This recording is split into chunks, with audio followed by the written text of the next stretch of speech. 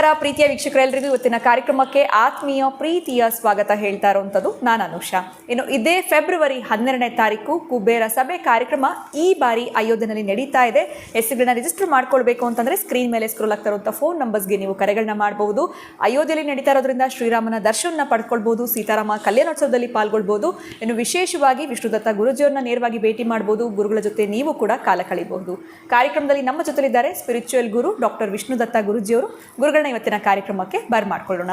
ನಮಸ್ತೆ ಗುರುಗಳೇ, ಕಾರ್ಯಕ್ರಮಕ್ಕೆ ಭಕ್ತಿಯ ಸ್ವಾಗತ. ಒಳ್ಳೆದಾಗ್ಲಿ ಅಮ್ಮ. ಗುರುಗಳೇ, ಇವತ್ತಿನ ಪ್ರಶ್ನೆ ಜಾಸ್ತಿ ಡ್ರ್ಯಾಗ್ ಮಾಡಕ್ ಹೋಗಲ್ಲ, ಒಂದೇ ಒಂದು ಪ್ರಶ್ನೆ ನೇರವಾಗಿ ಕೇಳ್ಬಿಡ್ತೀನಿ. ಲೈಫಲ್ಲಿ ಸಕ್ಸಸ್ ಕಾಣಬೇಕು ಅಂತಂದ್ರೆ ಸಕ್ಸಸ್ಗೆ ಏನಾದರೂ ಮಂತ್ರ ಇದೆಯಾ?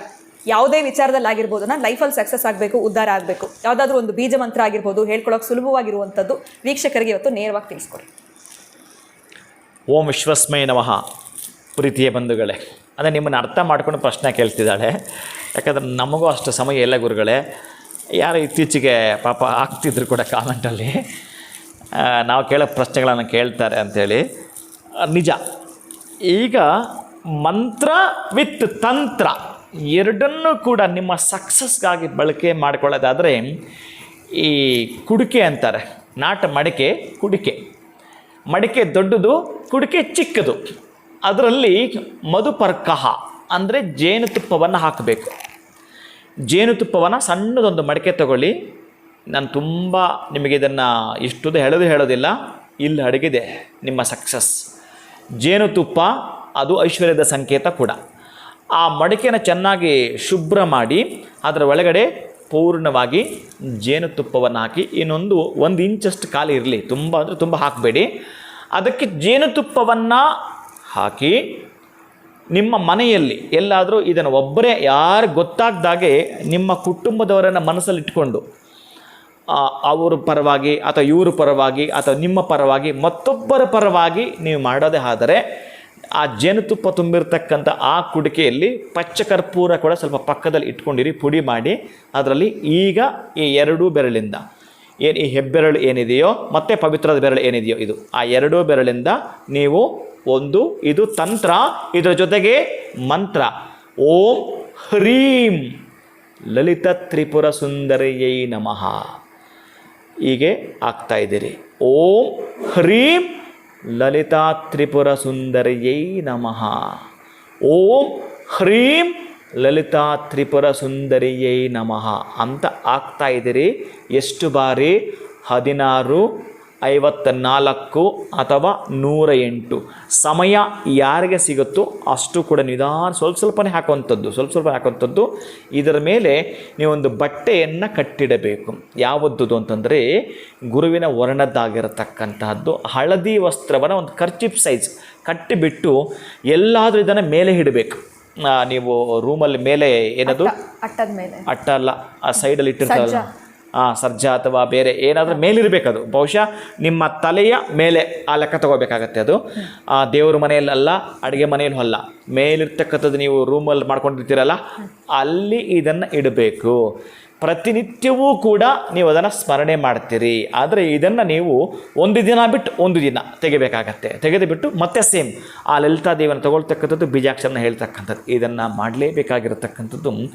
ಆ ಲಲಿತಾ ತ್ರಿಪುರ ಸುಂದರಿ ದೇವಿಯನ್ನು ಸ್ಮರಣೆ ಮಾಡಿದರೆ ಆಕೆ ಬಾಲರೂಪದಲ್ಲಿ ಬರ್ತಾಳಂತೆ. ಅವಳು ಎಷ್ಟು ಸುಂದರವಾಗಿದ್ದಾಳೆ ಅಂತಂದರೆ, ನಿಮ್ಮ ಬದುಕು ಸುಂದರವಾಗಿ ಸಕ್ಸಸ್ ಆಗಲು ಆಕೆ ಒಬ್ಬಳು ಇದನ್ನು ಸಂಪೂರ್ಣವಾಗಿ ಮಾಡಿಕೊಡ್ತಾಳೆ. ಎಷ್ಟು ಅಂತಂದರೆ 21 ದಿನ. ಗುರುವಿನ ಸಂಖ್ಯೆ 2 + 1 3 ಬಂದಾಗ ಗುರುವಿನ ಸಂಖ್ಯೆ ಆಯ್ತಲ್ಲ, ಆ 21 ದಿನ ಮಾಡಿ. ಅದರಲ್ಲೂ ಹೇಗೆ ಮಾಡ್ತೀರಿ? ಒಂದು ದಿನ ಬಿಟ್ಟು ಒಂದು ದಿನ, ಅದೇನು ಕೆಡೋದಿಲ್ಲ. ಹಾಗೆ ನೀವು ಮಾಡಿದ ಲೆಕ್ಕ ನಾಳೆ ಖಾಲಿ, ಅದು ಲೆಕ್ಕ ಬರಲ್ಲ. ಮತ್ತು ನಾಳೆದು ಈಗ ಲೆಕ್ಕ ತೊಗೊಳ್ತೀರಿ ನೀವು. ಆ 21 ದಿನಗಳ ಪರ್ಯಂತ ಅಲ್ಲಿಗೆ ಒಂದು ದಿನ ಬಿಟ್ಟು ಎಷ್ಟು ದಿನ ಆಗುತ್ತಮ್ಮ? 42 ದಿನ ಅಂತ ಆಗುತ್ತೆ. ನೀವು ಮಾಡಿರೋದು 21 ದಿನ. ಆ 42 ದಿನಗಳ ಕಾಲ ಪ್ರೇಯರ್ ಮಾಡಿ ನಿಮ್ಮ ಬದುಕಲ್ಲಿ ಶೀಘ್ರವಾಗಿ ಸುಂದರವಾಗಿರತಕ್ಕಂಥ ಸಕ್ಸಸ್ ಕಾಣಲು ನೀವೊಬ್ಬರೇ ಅಲ್ಲ, ನಿಮ್ಮನ್ನು ಮನೆಯಲ್ಲಿ ನಿಮ್ಮ ಮಗ ಅಥವಾ ಮಗಳು, ಯಜಮಾನರು ಅಥವಾ ನೀವು ಬೇರೆ ಇನ್ಯಾರಾದರೂ ಅಣ್ಣ ತಮ್ಮ ಇವನ ಮನಸ್ಸಲ್ಲಿ ಇಟ್ಕೊಂಡು ಅವ್ರು ಸಕ್ಸಸ್ ಆಗಬೇಕು ಅನ್ನೋದನ್ನು ಮನಸ್ಸಲ್ಲಿ ಪ್ರೇಯರ್ ಮಾಡಿಕೊಂಡು, ಈ ತಂತ್ರ ನಿಮ್ಮ ಒಬ್ಬರ ಕೈಯಲ್ಲೇ ಇರುತ್ತೆ. ಇನ್ಯಾರಿಗೂ ಕೂಡ ನೀವು ಹೇಳುವಾಗಿಲ್ಲ.